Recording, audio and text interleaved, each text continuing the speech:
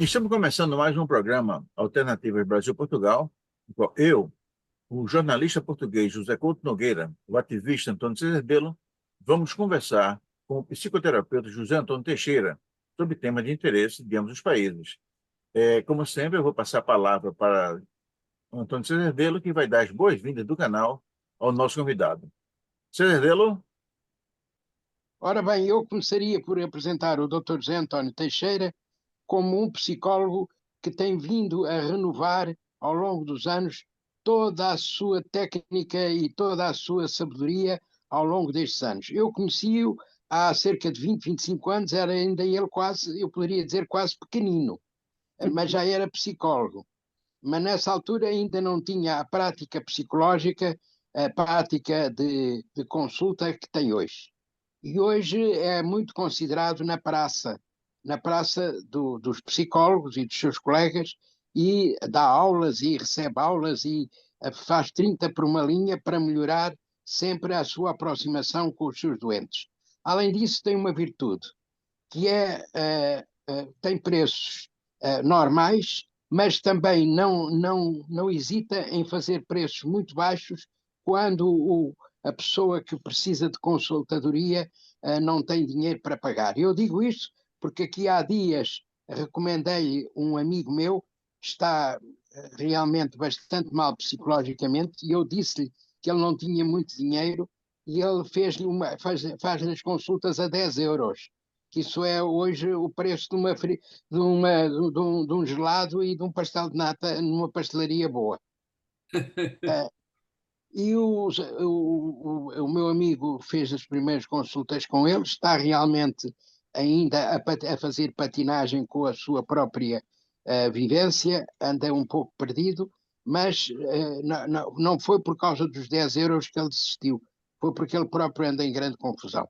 Bom, entretanto, o Zé António hoje aborda várias áreas da psicologia e eu perguntar-lhe se ele me está a ouvir, qual é o problema que hoje mais se lhe põe dos seus, não sei se posso dizer doentes, mas daqueles Paciente, paciente. pacientes que o procuram. Sim, senhor. Olha, antes de mais, muito obrigado pela possibilidade de estar aqui sob o Atlântico, não é? Entre a comunidade lusíada propriamente dita, desde o Viriato até ao Brasil. Então vamos lá ver. Sabem que eu neste momento estou de novo a continuar a fazer uma supervisão com uma colega da Universidade de Salamanca, porque surgem casos novos, com pedidos novos, com motivos novos, e nós temos sempre que ir renovando os nossos conhecimentos. O que acontece é que a causa, o motivo do pedido, nunca o primeiro pedido que aparece, nunca é o motivo real. É um motivo latente. Apresentam-nos um pedido por um motivo que não é. O motivo vai surgindo ao longo das sessões. Porque o primeiro motivo que, de um modo geral, todos alegam é ansiedade, os chamados picos de pânico, como as pessoas gostam muito de dizer porque é moda, não é? E o que isso prejudica a vida laboral, familiar, amorosa, afetiva, relacional. Depois começam, de facto, a diferenciar-se os casos. Quer dizer, desculpe interromper, as pessoas sabem o que sentem, mas não sabem as razões, é isso, não é? Muitas vezes sabem-nas, mas estão omissas, não as querem apresentar. Ok. As que se inserem na sua interpretação, que existe e está muito bem, a pergunta está muito bem feita, é, no fundo, o que diferencia a escola psiquiátrica da escola psicoterapêutica, quer seja cognitiva ou comportamental ou psicanalítica. Ou seja, a psiquiatria, desde o DMS-4, não é? Tem gavetas, onde põe e onde distingue bipolares, esquizofrénicos, borderline, neuróticos, enfim. E isso não acontece na prática. As pessoas têm muitos núcleos. Eu, por exemplo, o caso mais evidente talvez seja de um jovem, que já não é tão jovem, agora, já está há uns anos comigo, apesar de eu por norma, não aceitar adições, sobretudo adições a tóxicos, porque me é difícil, em termos pessoais, não por eu ser, mas porque convivi muito. Mas aceitei este caso porque achei que havia esperança de ressurreição. Ele aparece com um diagnóstico de um surto psicótico, portanto, um núcleo psicótico, e à medida que vai fazendo a sua reparação de todo o seu comportamento e, claro, a inserção social, que era difícil, vão começando a aparecer núcleos neuróticos, que são, digamos, os sinais da reparação.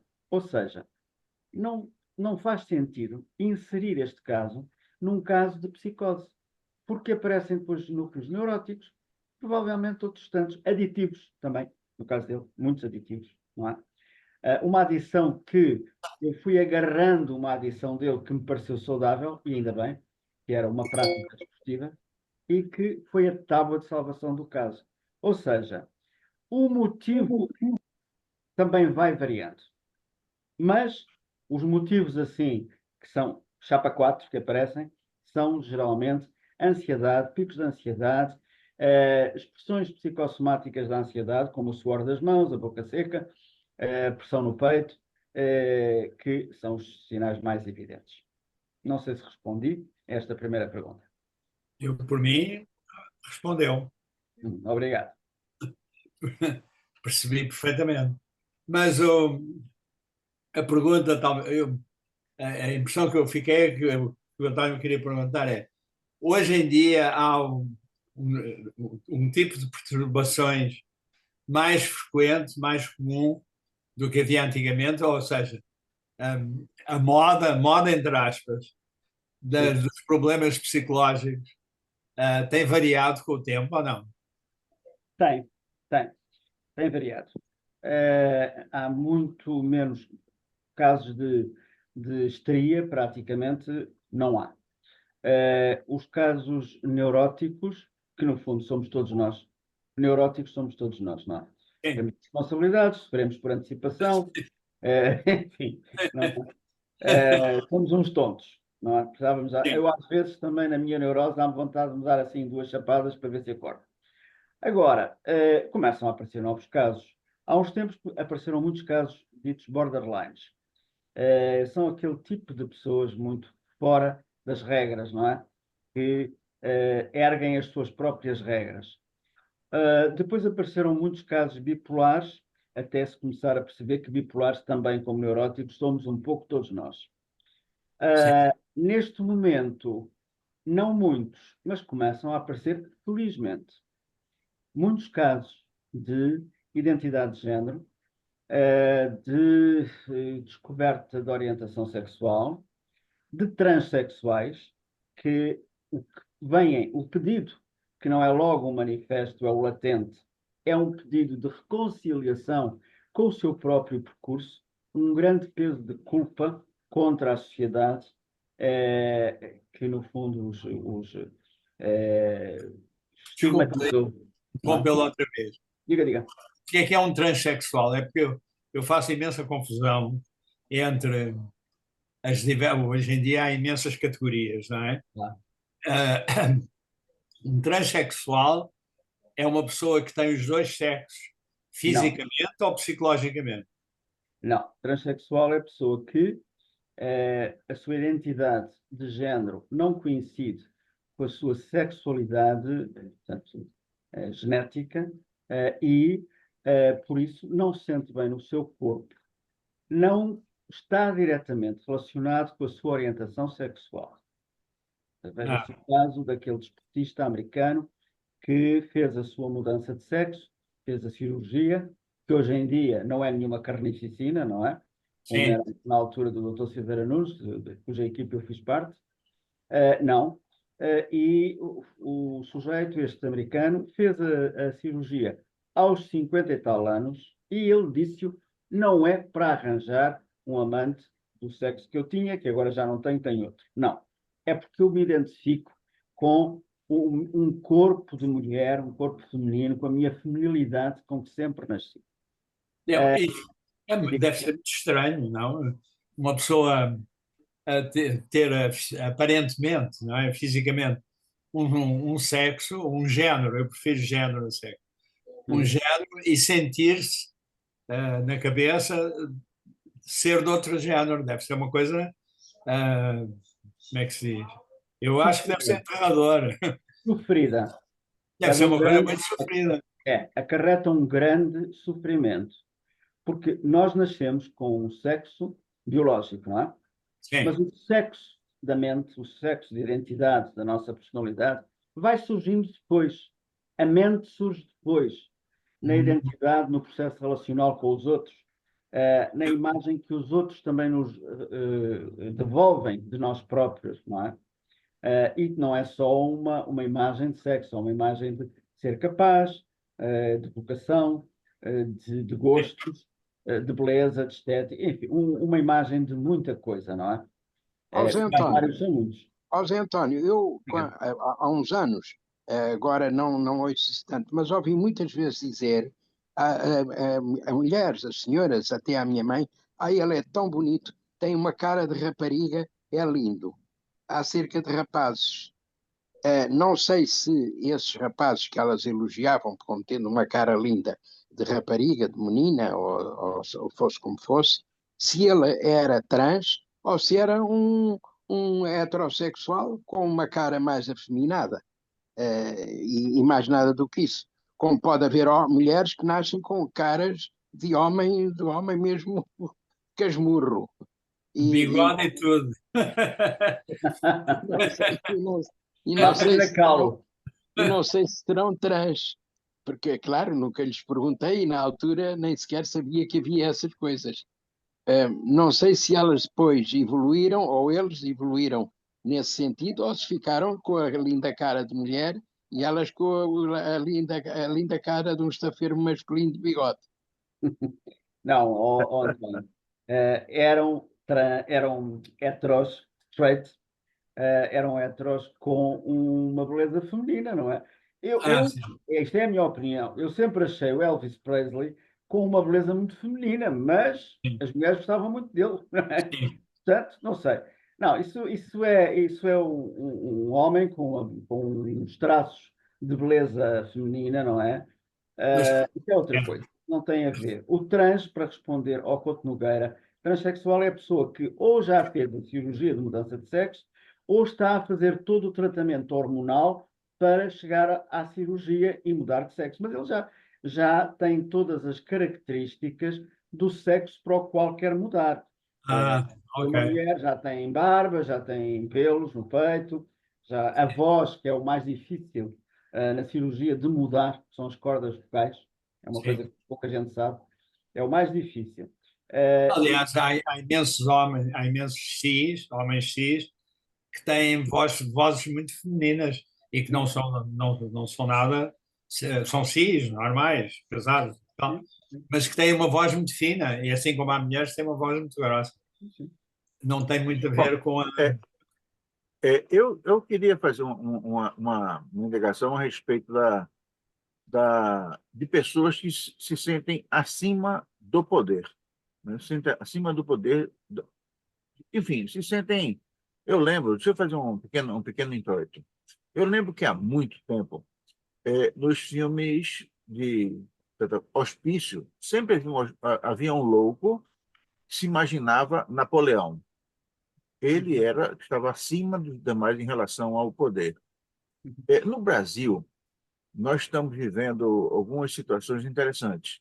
Primeiro, nós fomos há pouco tempo acossados pelo senhor é, é, da plataforma X, um sul-americano milionário que se sentiu acima da lei do Brasil. Há pouco tempo, no governo, há 2 anos, 3 anos atrás, nós tivemos um presidente da República, cujo nome Jair Bolsonaro, que agia acima da lei. Para ele, a lei não havia, né? E agora nós temos um candidato a prefeito em São Paulo, que é a maior cidade do Brasil, chamado Pablo Marçal. Esse Pablo Marçal, ele age como se não houvesse lei. Ele age como se ele estivesse acima da lei. Essa imaginação, esse sentimento de que está fora do alcance da lei, isso é que tipo de transtorno? Posso? Parece que o Couto Nogueira queria dizer alguma coisa, não sei. Eu estava a rir, estava a pensar, até que ponto é que isso é um distúrbio ou é simplesmente um traço de personalidade? Que há pessoas que se sentem superiores. Quer dizer, o estar fora da lei, o achar que nunca se está fora da lei é outro tipo de coisa. São as pessoas contestatárias que são antissistema, digamos assim. São os. Aliás, há um nome para isso politicamente, que são. Há vários milionários americanos que subscrevem essa, essa ideia. Não é Não, anarquista, não, não, pois é, eu não estou me não é referindo àqueles que anarquista, recusam a lei. São aqueles. libertário, encontrei a palavra, é libertário. É, Os não, eu, libertários consideram. eu não me refiro aos libertários nem aos anarquistas. Que são pessoas que estão politicamente, eles são insubmissos à lei, não é? Exato, exato. Isso, isso. Não me refiro a isso, me refiro ao tipo, por exemplo, o senhor Elon Musk, ele anunciou Psicologicamente. publicamente que não iria obedecer às leis do Brasil. Ou seja, ele pessoalmente se considerava acima da legislação. O senhor Bolsonaro, Uhum. quando ele tomou alguns gestos, algumas atitudes no Brasil, que ele também se considerava acima da lei. Uhum. E agora esse senhor Pablo Marçal, ele também se considera acima da lei. Nós vamos ter uma eleição no Brasil amanhã. Até ontem, ele cometia ilegalidades. É como se ele não pudesse ser alcançado pelo longo braço da lei. Eu queria saber se isso é que tipo de deformidade psicológica é essa, ou se isso não é deformidade psicológica, é apenas uma esperteza. Não, é. E quando o Couto Nogueira fala de se é um distúrbio, ou se é um traço de caráter, bom, um distúrbio é um traço de caráter que ultrapassou a linha vermelha, a red line, e passa a ser diagnosticado como patológico. Sim, Esse distúrbio do poder é um distúrbio,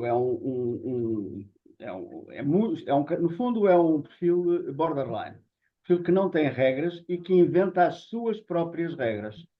E que exatamente. elas têm que prevalecer sobre os outros porque a ele lhe convém e lhe agrada. E acabou. Não é só no Brasil, é para o mundo inteiro. Tá bom. Eu lembro-me de um ditador em África que levou o país tantas vezes às eleições até ele ganhar, porque ele queria ganhar. Não vou dizer nome, mas toda a gente deve estar a identificá-lo, não é? Ora bem, o Alexandre Santos falou aí assim no poder. Isso leva-me também a falar de uma outra temática que o António Sousa deu há bocado, que é o renovar do ângulo de visão sobre as teorias, sobre os conceitos. O poder, portanto, a sede do poder, vem-nos falar também da substituição da interpretação do Édipo, por exemplo, que era interpretado por Freud e os seus seguidores como um assassinato de um dos progenitores para ter um relacionamento, ou seja, passava pelo sexo. Não quer dizer que o sexo não tenha uma importância, porque tem, e muito grande, mas o poder ainda tem mais, e mistura-se com o sexo. Ou seja, quando se fala no desejo de profanar, de usufruir qualquer coisa ao mundo adulto, não é ir com o progenitor do mesmo sexo ou do sexo oposto e ter relações sexuais com ele, não. É roubar esse poder. Ao contrário do que Freud dizia, que as mulheres tinham inveja de pênis, queriam ter um pênis, não têm inveja de pênis, coisa nenhuma. As mulheres querem é ter o poder dos homens, ou um poder igual, que lhe é dado por direito. Questão de domínio, então. De domínio, Exato. exato. Ao tocar no poder e nessas regras, eu lembro-me também de te chamar para aqui esta outra leitura, que é uma leitura muito nova, não é? E que foi muito bem explicada por um psicanalista americano, Thomas Ogden.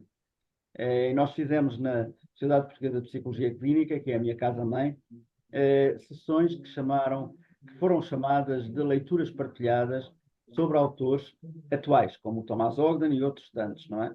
Que fizeram uma reviravolta, uma outra leitura, sem deitar abaixo quaisquer leituras anteriores que eram perfeitamente válidas. Mas Freud, pouco antes de morrer, estava já em Londres, disse isto mesmo: depois de mim, isto tudo vai ser revisto, renovado, e ainda bem, será bom. E eu apadrinho todas essas renovações. Interessante. Não, Eu, porque estou muito relacionado agora com as novas ideologias que estão por aí a proliferar da psicanálise relacional, ou seja, fundamentar muito o relacionamento, o espaço relacional, a mutualidade entre psicoterapeuta e analisando, psicanalista analisando, como podendo nós fazer coisas que era impensável na psicanálise ortodoxa. Por exemplo, darmos vinhetas da nossa própria vida também. Estarmos a pensar no que é que nós também pensamos e o que é que nos afeta o discurso da pessoa que está na nossa frente.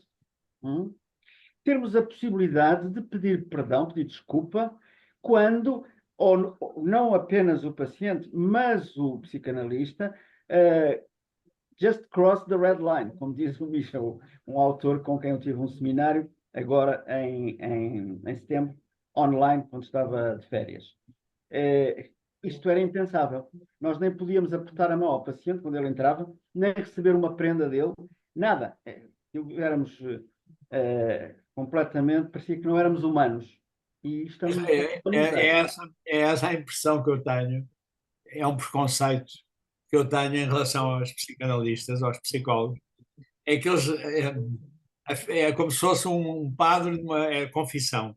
Ou seja, eles aliviam o paciente por lhe permitirem dizer sinceramente aquilo que lhe vai dentro dele. Porque eles raramente falam, eles ficam a ouvir, isso, a única coisa que eles fazem é perguntas. Então, mas porquê é que o senhor ficou assim? Então, porquê é que o senhor sentiu isto? Quer dizer, isto é um preconceito meu, eu confesso que tenho esse preconceito, que acho que os psicanalistas são como um padre numa confissão. A pessoa vai lá, descarrega as suas desgraças, aquilo que a incomoda, e fica aliviada com isso, e o psicanalista nunca lhe dá conselhos concretos, tipo, não, faça assim, faça assado. Estou errado, não é? Não está errado, não está errado. Essa era a escola ortodoxa, a escola antiga. Era isso que se dizia para fazer. Mas está completamente renovada, não é? Já não é nada disso. Ok. Aliás, eu não sei se sabe, mas ao encontro do que está a dizer, eu agora não estou bem certo, não era o Bian, acho que era. Bom, era um outro. Havia um psicanalista que não só punha a cadeira atrás do divã, como punha o divã atrás de uma secretária que estava entre a cadeira do psicanalista e o divã. Era quase. Parecia que estavam um num apartamento, o outro no outro e falavam por telefone. Bom, a imagem do paciente deitado e o psicanalista sentado atrás dele é clássica, não é? É clássica, mas já não existe. Isso já não existe. Se mostrar aqui assim o meu setting analítico, o que eu tenho, por acaso tenho ali a minha gata agora deitada. O que eu tenho são 2 sofás, está ali o outro sofá, num face a face. Portanto, em que o psicanalista ou o psicoterapeuta desce desse palanquim, não é? De superioridade, porque nós somos humanos. Nós temos as mesmas fragilidades. Quer dizer, como os padres. Olha, eu tive um padre que era professor de religião e moral que nos pedia aos alunos fotografias de mulheres nuas. Da coleção dele. É verdade, é verdade. Quer dizer, a carne é fraca para todos. José Antônio, uma coisa que sempre me chamou a atenção é que existem as pessoas que são mentirosas, elas são mentirosas, elas não conseguem parar de mentir. Uhum. E, evidentemente, que essas pessoas também, eventualmente, elas recorrem ao auxílio profissional de um psicoterapeuta. Quando uma pessoa dessas chega ao consultório do psicanalista e ele do psicoterapeuta e ele percebe vamos dizer assim, a índole do paciente, qual é o comportamento do profissional? Eu não percebi muito bem a questão. Qual é a Se, questão, se, Alexandre? se você chega, você recebe um paciente Sim, e ele é uma pessoa que mente, sim, ele mente de forma compulsiva. sim. Pergunta qual é o seu nome, ele responde Manuel, depois é João, enfim, ele é mentiroso, ele mente porque mente. Qual é o comportamento do profissional em relação àquele paciente? Ele Bom, recusa o paciente, ele tenta contornar a situação, ele tenta remover as causas dessa mentira costumais. Como é que ele costuma proceder? será mais, pegando nas suas hipóteses de resposta, será mais o reparar, ou seja, reparar as mentiras, reparar a mentira compulsiva através da interpretação, não é? Transferencial, portanto, a transferência. Porquê é que me diz essas coisas? Olha, eu lembro-me de um exemplo, os exemplos são sempre os melhores. Lembro-me de um exemplo de uma mulher que me descrevia um quadro horrível dela. Tinha partido as pernas, tinha partido os braços, tinha partido a cabeça, tinha um cancro, e isto tinha aquilo que não coincidia com a realidade, como é que ela podia estar ali já há um mês ou assim em psicoterapia com estes males todos, nunca apareceu ferida nem nada. E eu, a certa altura, disse-lhe, lá está a interpretação transferencial. Porquê é que, fulana tal, porquê é que a senhora me diz essas coisas todas? Acha que eu preciso de ter tanta pena de si para lhe dar atenção? Se assim não for, eu não lhe dou atenção. Precisa tanto de carpir tudo isso, vitimizar-se tanto. Nunca teve assim essa atenção se não se carpisse, foi isso? O que é que aconteceu para trás na sua vida? Só lhe davam atenção quando estava doente? Provocava o desastre, muitas crianças e adolescentes provocam, e adultos também, para lhe darem atenção, e fui mexer mesmo na ferida. Desencadeou logo ali lágrimas, tanto mais que as lágrimas, por causa da culpa, fazem com que eu tenha sempre aqui no consultório esta caixa de lenços. É, isto há aqui muita umidade, sabe? Portanto, perante este chorrilho de mentiras, nós procuramos uma interpretação transferencial no tempo, do trauma. No Muitas caso vezes dela o era trauma verdade isso. hereditário. No Desculpe, caso dela era verdade isso, portanto, ela era. era Eu tudo percebi por inventado. outros sinais que era isso. Eu percebi por outros sinais que era essa necessidade, porque havia mais sinais, não havia só esse, não é? Sim. Havia os sinais de passar a noite inteira a ouvir uma rádio e a interferir com o locutor da rádio, como se fosse filha única daquele locutor, não é? Depois comecei a perceber que havia vários irmãos e irmãs, havia uma rivalidade fraterna muito grande, e um desejo da tal atenção que era dado aos irmãos e que não lhe era dada a ela. Portanto, isto permitia-nos, segundo a minha colega Galit Atlas, uma colega minha que tem o consultório em Nova Iorque, que fez uma revolução há 2 anos no nosso trabalho com o trauma intergeracional, a herança emocional. O trauma que vem de gerações, desde avós, bisavós, e que é omisso no discurso, mas que existe dentro do nosso menino interior, o ninho interior, que está cá, e que viveu isso nas mentes dos avós, dos pais, dos avós, dos bisavós. Portanto, isso é hereditário, pode ser hereditário. Exato. É uma herança emocional. É uma herança emocional. Não sabia que havia heranças emocionais. Não sabia que havia heranças emocionais. Um caso de uma herança emocional foi há pouquíssimo tempo, há um ano, eu tive um pedido, como vê António Tradeu, os pedidos são muitos, mas a base é sempre a ansiedade e os picos de ansiedade, de pânico. Um pedido de uma mulher jovem, socióloga, que apresentava um quadro, segundo a psiquiatra, de uma TOC. Uma TOC é um transtorno obsessivo-compulsivo. Tem rituais, tem tipo de pessoas que vão atrás no carro não sei quantas vezes a ver se fecharam a porta, voltam a casa a ver se fecharam o gás.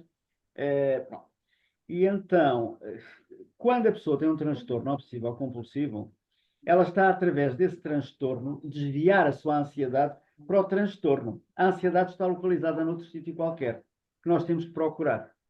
Esta mulher tinha um filho pequenino com metástases cancerígenas, que era, de facto, uma grande preocupação. E ela nem sequer me falou dela. Só me começou a falar disso muito tempo depois de começarmos a ver que na família havia doenças cancerígenas, havia alguém que tinha morrido para trás, tinha causado um grande desgosto, que ninguém falava, porque às vezes as pessoas têm muita vergonha das doenças, como se a pessoa tivesse culpa das doenças. E, a certa altura, ela começa também a falar da grande preocupação dela com os piolhos. Se o filho apanhava piolhos.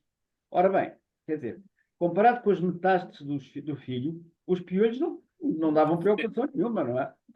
Portanto, que raio de vergonha era essa social? Esta vergonha social é que, afinal, prendia-se com uma vergonha transgeracional de casos de incestuosos na família. De casos incestuosos, que tinham tido relações com a mãe, com o pai, com isto. Bem, e que ela tinha uma grande vergonha, nunca falava de nada disso. Esta mulher, de facto, estava ali cheia de toxicidades, de traumas intergeracionais que levaram a procurar uma preocupação de rituais e de lavar constantemente a cabeça do filho para tirar os piolhos que ele nunca teve. Já viu? Incrível, incrível. Trauma intergeracional. Isso é um caso extremo. É. Isso é um caso extremo. E a mentira, como o Alexandre estava a dizer. Aqui também há uma mentira na TOC. É uma mentira de um sintoma que a pessoa vai arranjar que não existe, que é uma mentira. Sim, sim, sim. Para fugir daquilo que de facto gera ansiedade. E que tem razão por isso. Diga. Ô, José Antônio, eu sei que existe uma relação de sigilo entre profissional e cliente. E, naturalmente, eu não vou de forma alguma tentar violar essa é uma regra que é universal. Mas já houve, na sua carreira de profissional dessa área, algum caso que lhe chamou a atenção pelo nível de dependência que foi gerado entre o paciente e você? No caso, o cara não precisar mais, não precisa mais de seus serviços, mas que não conseguiria viver longe de você porque tinha gerado uma espécie assim de afeição entre cliente e uma dependência. Já aconteceu desse caso assim, alguma situação dessas? Já, Alexandre. Já acontece comigo, acontece com os meus supervisantes também. Eu sou supervisor na Sociedade Portuguesa de Psicologia Clínica. Portanto, eu faço a supervisão de jovens licenciados, não são recém, já são há um tempo, eles têm que ter 10 anos de supervisão. E neles também acontece, tanto nelas como neles, não é? Aliás, casos de paixão há muitos, de assédio sexual ainda mais. Apaixonam-se, ficam dependentes. Houve, e não foi há muito tempo, foi há 2 anos, um caso que, pela primeira vez, eu tive uma queixa de uma mulher que foi para a ordem. E que ela dizia que eu tinha partilhado com ela problemas da minha intimidade, de problemas que eu tinha na minha relação conjugal com o meu companheiro, coisa que nunca aconteceu. Eu depois comecei a vasculhar, a procurar o que é que teria dado motivo àquilo. E então lembrei-me do que foi. Ela pediu-me amizade nas redes sociais. E eu, por norma, não aceito pedidos de amizade de pacientes meus. Claro. Não acho ético, porque a minha página é essencialmente profissional, mas também não é só. Por vezes, também lá partilho uma festa de anos da neta ou assim, qualquer coisa, não é? As férias que agora tivemos, eu e o Cláudio, o meu companheiro, E esta fulana, esta sujeita carente, uma grande carência, ela começou logo a psicoterapia dela com uma grande mentira, dizendo que tinha nascido e a mãe tinha dito: eu não quero isto, não quero uma menina, não quero bebê, não gosto de bebés, esta pode ir. Eu achei aquilo muito exagerado.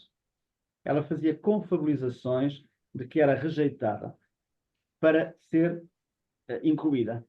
Fazia relatos de exclusão para a sua inclusão.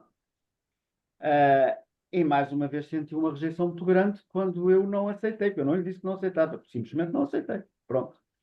Ela foi fazer uma queixa para a Ordem. Eu, por acaso, sou amigo do nosso bastonário, do Francisco, e a secretária disse: não se preocupe, porque se nós fôssemos ver todas as queixas que surgem todos os dias, já não havia psicólogos em Portugal. Foi ultrapassado, mas aliás, tive um assédio que eu achei muito engraçado. Fiquei amigo e muito amigo dessa minha paciente, porque achei que ela teve imensa piada. Ela estava completamente embeiçada por mim, completamente apaixonada. E eu mantinha o distanciamento, que também temos que ter, não é só como psicoterapeuta, pronto, com certeza que vocês também, se têm amigos e amigas que um ou uma se apaixonam e que não correspondem, dizem: olha, eu gostaria muito de continuar a mim, tal. E um dia ela chegou à sessão e ficou a olhar para mim, assim, grudada. E a certa altura diz-me assim: ó, Sr. Doutor, desculpe lá, mas o Sr. Doutor tem a certeza que é gay? Não é Não sei possível. pensar melhor nisso. Não é possível. Eu tenho muita piada, fiquei com um grande carinho por ela, porque ela foi muito educada, muito disciplinada, não foi nada intrusiva, pelo contrário. É interessante a maneira como ela colocou a questão, não é? Exato, Ela passou a questão para si. pois foi muito interessante, ainda está em psicoterapia comigo, é uma pessoa que eu gosto e estimo muito e que tem feito um percurso muito bom, muito positivo, de uma grande regeneração e uma grande reparação. E eu tenho tido sempre uma grande esperança nela, que é essencial, a esperança que nós temos. Há uma colega minha, eu não resisto a mostrar, que é uma colega de muito valor, eu ao pé dela sinto-me muito pequenino, porque ela tem imenso valor, a Maria José Vera. O livro dela já foi editado no Brasil, Alexandre. Já, vou-lhe mostrar. Eu assisti online à apresentação com uma colega de São Paulo. O livro chama-se Ressurreição, o lugar do futuro e a função esperançadora do objeto.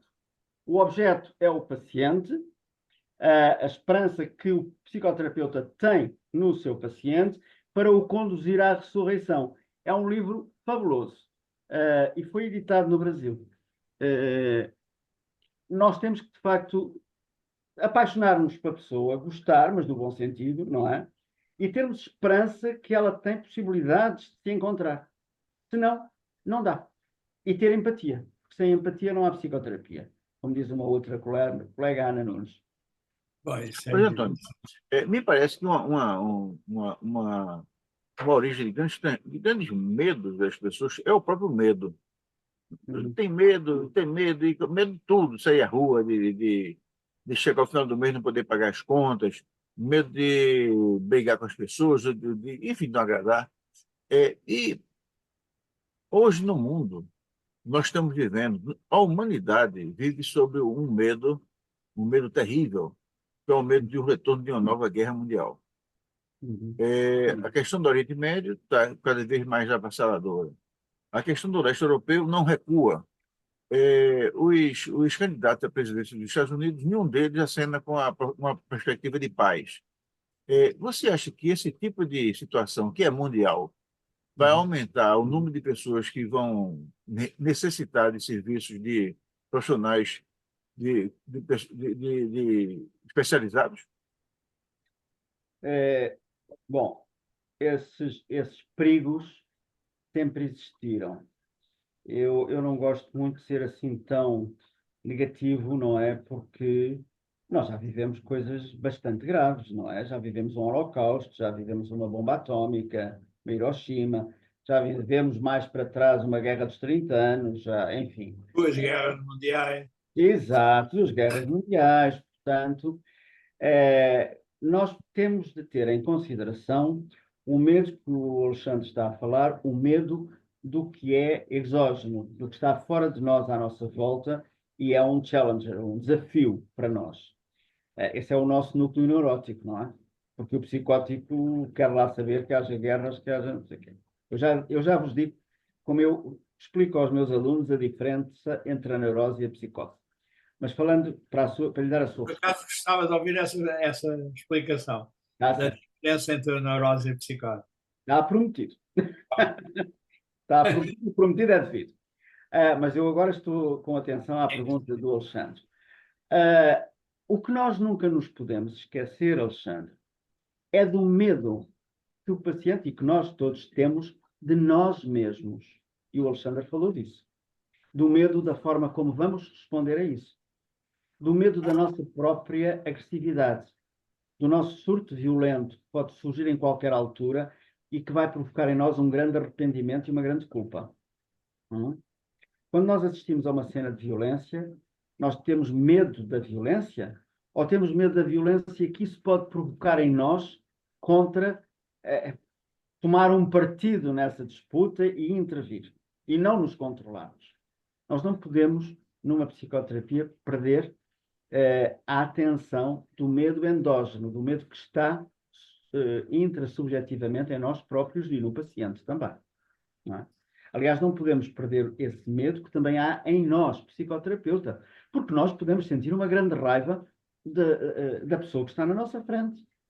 Eu, uma vez numa supervisão, uma jovem psicóloga, psicoterapeuta, estava-me a descrever a sessão, a paciente dela, era minha, era dela, estava a dizer que estava muito arrependida porque estava-se a sentir muito mal com uma amiga com quem se estava a portar muito mal, e a minha supervisanda acho que lhe respondeu: pois você foi uma cabra.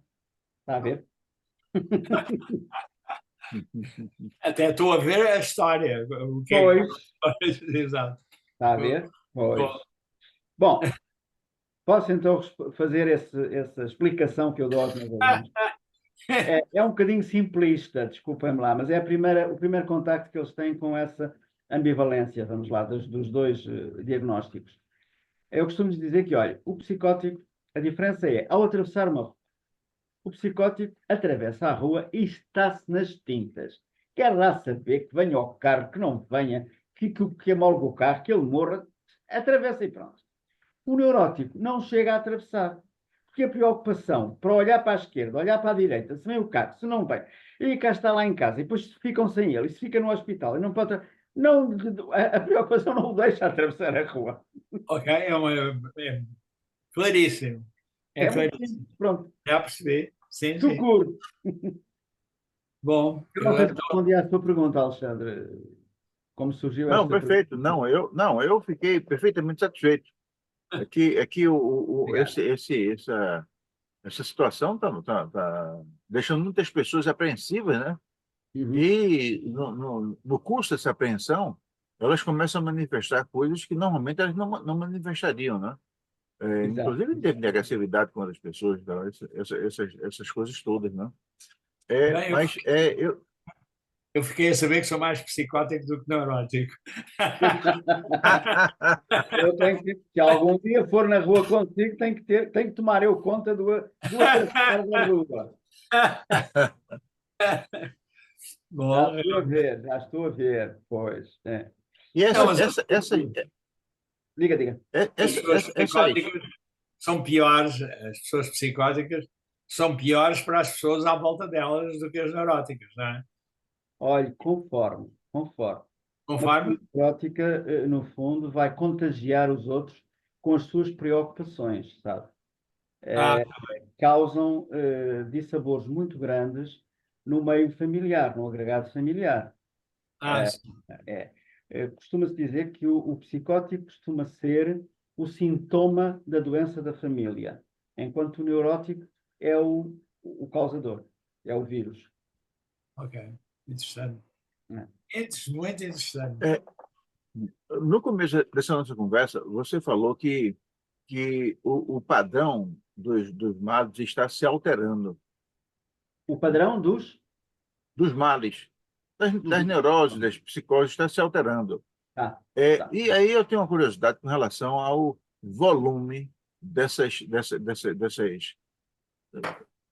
eu não sei se é característica, se é perturbações, eu não sei exatamente qual é o termo que vocês usam, mas está ampliando de tamanho, atingindo um percentual maior da população, ou é mais ou menos a mesma relação ao longo do tempo? Olha, eu tenho, não sei, mas eu penso que a minha opinião não é só minha, é de vários colegas, até porque eu procuro sempre não me situar num casulo, como aconteceu até aqui na psicoterapia, que nós vivíamos separados de tudo, até porque como eu tive um longo percurso de carreira na Administração Regional de Saúde do Estado, sempre me dei com colegas e acho que a opinião é de todos. Não é o estar a aumentar. O que acontece é que as pessoas quebraram o tabu da saúde mental. Já não há o preconceito de ir a uma consulta de psiquiatria mesmo. Já não é só a um psicólogo, porque uma coisa é um apoio psicológico pontual. Eu tenho pessoas em apoio psicológico que vêm para fazer um estado situacional, vêm uma vez por mês, ou 3 em 3 semanas, em princípio. As que estão em psicoterapia vêm ou todas as semanas, ou de 15 em 15, depois passam e tal. Agora, aliás, para a semana, agora esta semana que vai começar, vai ser a semana cá em Portugal da saúde mental. Nós vamos ter um encontro na Ordem dos Médicos com a Ministra da Saúde. Eu vou ter um congresso no dia 12, no sábado, no Algarve. Há outro em simultâneo, que eu não posso ir aos dois. Vamos ter vários seminários. Portanto, as pessoas quebraram um pouco esse tabu, não me desviando da sua resposta. E como quebraram, é natural ir ao psicólogo, é uma procura. Será moda? Eu não gosto de pensar que é moda, eu não gosto de modas. Mas eu prefiro pensar de uma forma positiva que as pessoas aceitam a saúde mental como a saúde oncológica, como a dermatologia, como a ginecologia, como a endocrinologia, como qualquer uma das outras áreas, porque até aqui o nosso Júlio Machado Vaz, do Porto, penso que o Couto Nogueira conhece, eu sou muito amigo dele, disse sempre que a saúde mental era uma filha enjeitada da medicina. E tem que deixar de ser. Tem que deixar de ser, não é? É Que... porque havia essa ideia de que se uma pessoa ia fazer psicoterapia é porque estava doida, não é? Exato, exato, exato, Tinha exato. que ser essa carga negativa. Epá, deve estar doido, não é? Para ir ao psiquiatra é porque há ali qualquer coisa que não funciona. Quando, na verdade, todas as pessoas deveriam, de alguma maneira, ter um psiquiatra, não? Sem dúvida. Eu fiz 20 anos de psicanálise e fizeram muito bem para não transferir os meus problemas para os outros. Também os tenho, sempre os É, tive. Claro, claro. Tá? Tive uma família esse muito negócio, tradicional, tive pais separados, casaram segunda vez, tive a sorte de ter uma madrasta que foi melhor que a mãe e um padrasto que foi melhor que o pai. Portanto, eu precisava mesmo dos 20 anos de psicanálise. Diga, Alexandre, desculpa. não, esse negócio de doido é uma palavra tabu, né? Eu vou contar para vocês um segredo que poucas pessoas no Brasil sabem.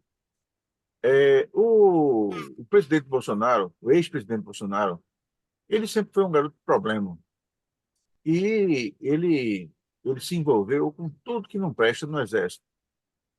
Me parece que ele andou um tempo preso no Exército, e porque ele fez um curso de paraquedismo, ele roubava os paraquedas para usar a lona para fazer mochila e vender mochila. Isso que era um tempo assim, da moda hippie. Eram as mochilas do hippie, né? Depois, enfim, ele ia ser expulso do Exército, porque ameaçou uma onda de atentados terroristas para pleitear um aumento do soldo dos militares, né? E ele ia ser expulso. E ele fez um acordo para não perder a não perder a Equidade. remuneração que é paga aos militares da reserva. A pessoa que é expulsa sai com desonra e não tem uma remuneração. E a forma de deixar o exército e ser remunerado foi de sair com um laudo de portador de doença psiquiátrica transitória ou momentânea, uma coisa assim. Então ele saiu do exército como doido, né? E isso não afetou em nada a vida, nem a vida, porque era uma fraude, né? Esse parecer foi um fraudulento somente para permitir que ele saísse do exército como jovem e sem perder o soldo de capitão, me parece. Mas esse termo doido, e as pessoas não usam mais. As pessoas já aceitam. Existem formas de se referir àqueles que têm transtornos psicológicos, outras denominações. Então, aquele negócio doido, maluco, não existe mais. O termo maluco passou a se referir muito mais às pessoas que são muito. é, que não aceitam a normalidade das coisas. Por exemplo, um cantor famoso no Brasil, o Raul Seixas, ele entrou chamado Maluco Beleza, né? Ele era o doidão, ele era o cara assim que não era muito conformado com a coisa. Então, os termos maluco e doido foram mais ou menos superados, aqui no Brasil, pelo menos. Reciclados. Bom, isto agora Pois, estava a ficar a dizer reciclados. Repare, ó Alexandre, como isso é perfeitamente encontrado num perfil borderline, não é? Estabelecer as suas próprias regras, mas de facto a pergunta que pôs na mesa é muito bem-vinda. Este homem está doido? Ele, no fundo, o seu hedonismo faz com que ele reverta a sua loucura em benefício próprio. Pois, Se calhar exatamente. não está tão doido como isso, Pois, não Ei, é? eu acho que o Bolsonaro é uma bicha frustrada, mas não digo isto como desafio nem como insulto. Eu digo isto como uma verdade científica. Ele nunca teve coragem de ser aquilo que ele é interiormente. Reparem que ele, como ele fracassa com as mulheres, que já vai na terça ou na quarta. Hein? É, e, eu estou-me a e rir porque não concordo nada com o que estás a dizer, mas tudo bem. Eu concordo, eu concordo, eu concordo. Não concordo nada. Nós estamos chegando ao final de mais um encontro com o psicoterapeuta José Antônio Teixeira, um grande amigo do canal até agora, que já está conosco já 2 ou 3 vezes, vai voltar outras vezes, porque o tema que ele nos traz sempre são muito auspiciosos. E eu vou passar a palavra para José Couto Nogueira, que vai fazer nossas saudações oficiais ao nosso convidado. José Couto Nogueira, Eu tenho a agradecer-lhe muito as coisas que disse, porque aprendi imenso, mudei imensas percepções que eu tinha e preconceitos, e aprendi imenso. Nesta hora aprendi mais sobre psicanálise do que acho no resto da vida. E agradeço e espero vê-lo muito em breve por cá. É Também, isso. também. Zé Telo, ora bem, eu agradeço também ao Zé António ter vindo cá a este programa. Foi uma adesão muito interessante e muito importante para os nossos ouvintes, seguramente, porque muitos a partir de agora vão, se calhar até alguns vão, através da internet, tentar ser doentes Paciente. ao pacientes do Zé António. Quanto a mim, devo dizer que aquilo que eu acabei de dizer do Bolsonaro, penso desde o primeiro dia em que ele apareceu. E penso desde o fracasso sucessivo que ele tem tido com as mulheres, já vai na terça ou quarta. E que não me parece que nenhuma o tenha jamais amado, mas simplesmente o seu dinheiro ou a importância que pensam que podem ter casando-se com ele. E estou absolutamente convencido que ele é isso sem saber, embora ele perceba que tem essas pulsões. E a verdade é que também teve um filho, ou tem um filho, que era gay, que agora desgaiou por causa do pai, mas não deixa de ser gay. É isso que eu disse, é uma convicção profunda que eu tenho desde o primeiro momento, mas não é isso que me faz perder a consideração por ele. é depois as derivas que isso trouxe de mal para ele e para a sociedade brasileira. Bom, eu próprio também pretendi negar-me como gay há muitos anos, há cerca de 45 anos, talvez, porque queria casar-me com uma rapariga e não queria enganá-la. E fui tratar-me com o médico Afonso de Albuquerque, no Hospital de Santa Maria. Não era no Hospital de Santa Maria, era na psiquiatria do Hospital cá de Lisboa, e foi muito bom eu ter-me tratado com ele, porque depois houve colegas que o amaldiçoaram ou que disseram mal dele. Creio eu que injustamente fui eu é que pedi para ir ser, não foi ele que me convidou, fui eu é que pedi.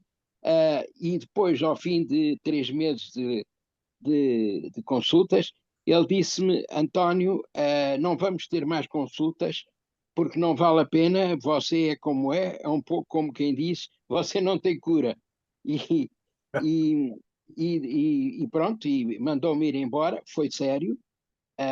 E eu gostei muito de estar com ele, depois disseram mal dele, eu não concordo com o que disseram mal dele, até porque as pessoas só lá iam ter com ele, porque não era porque ele queria, era porque as pessoas queriam, e foi o meu caso. E no meu caso, ele comigo foi perfeitamente sincero. Depois de 3 meses, disse: Não, vai-te embora porque tu não tens cura. E eu fui-me embora e já não casei com a rapariga, e ainda bem, ainda hoje sou amigo dela, e por acaso até ainda hoje falei com ela. Foi casada com outro homem, foi feliz, e se calhar comigo não era. E pronto, e portanto eu, nestas questões de psicanálise e de psicologia, tenho metido bastante a colher para eu próprio aprender e saber relacionar-me com as outras pessoas, sejam eles homens ou mulheres, porque eu não tenho nenhum preconceito, nem nenhum, não tenho, digamos, não desvalorizo em coisíssima nenhuma as mulheres, pelo contrário, e também, relativamente aos homens, acontece o mesmo, embora alguns eu desvalorizo imenso, porque realmente se portam muito mal para disfarçar aquilo que verdadeiramente são. Bom, Obrigado. nós estamos chegando ao final deste nosso programa e vou passar a palavra para o nosso convidado, e é quase um parceiro nosso aqui no canal, o Obrigado. psicoterapeuta José Antônio Teixeira, que hoje se despede, mas voltará em outras oportunidades para continuar essa nossa conversa maravilhosa. José Antônio Teixeira, com a palavra. Olha, eu vou começar, tudo é prioritário, mas começo por agradecer o chamarem o nome do meu querido professor, Afonso de Albuquerque. Ele foi diretor de um hospital antes do segundo presidente com quem eu trabalhei, diretor do hospital, que foi o António Gameiro. O Afonso de Albuquerque foi dos primeiros técnicos de saúde a não considerar a homossexualidade uma doença, um desvio que era considerado até aí, que contribuiu para que a homossexualidade fosse tirada do DMS-4 como uma patologia. Bom, passando para outro aspecto. Muito obrigado pela oportunidade que o Alexandre Santos me deu e está a dar e a considerar um igual. Não, eu não me considero igual, ainda estou um pouco abaixo de vocês. Agradecer as intervenções do Couto Nogueira, sempre muito oportunas e muito inteligentes, as do Alexandre também, as do António e da sua cadelinha que está atrás de si, não sei se já reparou. Muito obrigado pela intervenção animal, pela participação. Também tenho aqui a minha gata, coitada, que vem de uma cirurgia. Eu posso só acrescentar uma vinheta pessoal. Eu achei interessante quando o António Serdelo diz que quis desgaiar. Eu nunca o fiz. Tinha os meus 9 anos e olhava com uma grande sede para as aulas da Ana Masco de balé clássico e ia para lá às escondidas. O meu pai soube e deu-me uma grande descompostura e meteu-me no basquete, que é uma coisa muito parecida com o balé clássico, não é? Entretanto, ele foi para viagem, ele era almirante, ele era oficial da Marinha, foi de viagem e quando veio, estávamos à mesa, ele pegou numa folha e disse: Eu estou a ver que o menino, afinal, gosta muito do basquete. Nunca faltou a treino nenhum. O que é que mais gosta no basquete? E eu respondi: é de ver no balneário o treinador nu.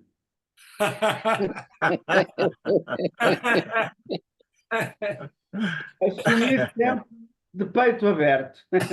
Também quando me perguntaram há relativamente pouco tempo se eu tinha, numas entrevistas agora com o presidente da Associação de Psicanálise Relacional, se eu tinha sido vítima de bullying no liceu. Não, não fui. Eu era um jovem muito bonito e era um assédio dos mais velhos que me pagavam coisas na confeitaria, onde nós comíamos bolos e Coca-Cola e tudo. Vinham sempre só faltavam vir com raminhos de flores, davam-nos apontamentos, enfim. Eu era o menino nas mãos das bruxas, ou dos bruxos. Houve um que, numa vez num concerto, arranjou todas as assinaturas dos elementos do grupo para me dar o disco assinado. Portanto, não. Há coisas que eu fugi à regra e provavelmente muita gente fugiu, mas agora faço de vítima. Dá-lhe jeito. Muito obrigado pelo programa, muito obrigado a todos, muito obrigado pelo carinho, pela relação empática que todos têm tido comigo. Muito obrigado.